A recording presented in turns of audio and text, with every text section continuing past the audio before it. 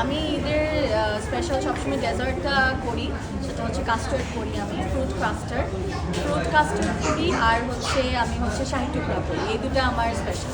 খেতে কি ভালো লাগে ঈদে?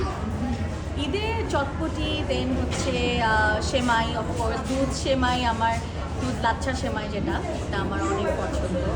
আর চটপটিটা অনেক পছন্দ। আমার আম্মুর হাতের বানানো চটপটিটা অনেক ফেমাস, এবং প্রতি বছর আম্মু ঈদে করে, তো ওটা ভালো লাগে অনেক।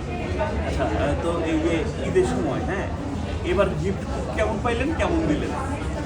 আমি অনেক গিফট দিয়েছি, যাকে গিফট কিনে দিতে পারিনি তাকে হয়তো বা ঈদি হিসেবে দিয়ে দিয়েছি। আর নিজেও অনেক গিফট পেয়েছি, অনেক ব্র্যান্ডের থেকে, দেন আপনজনদের থেকে, তারাও আমাকে অনেক ভালোবাসা, দেন টোকেন অফ লাভ দিয়েছে।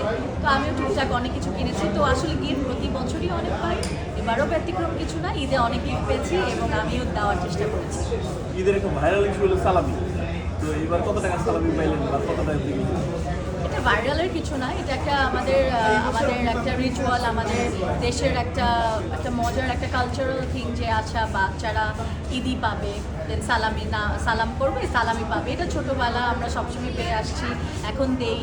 তো এটা যুগ যুগ ধরে হয়ে আসছে। এখন আর কি সোশ্যাল মিডিয়ায় ভাইরাল ওয়ার্ডটা দিয়ে সালামি ভাইরাল এরকম কিছু না, এটা আসলে যুগ যুগ হয়েছে। খুবই সুন্দর পবিত্র একটা জিনিস, এবং এটা দেওয়াও মানে খুব ভালো একটা জিনিস। সবাই খুশি হয় ঈদে, সবাই ছোটোখাটো ঈদি পায়, সবাই খুশি হয়, এবং এটা খুব ভালো লাগে। আচ্ছা।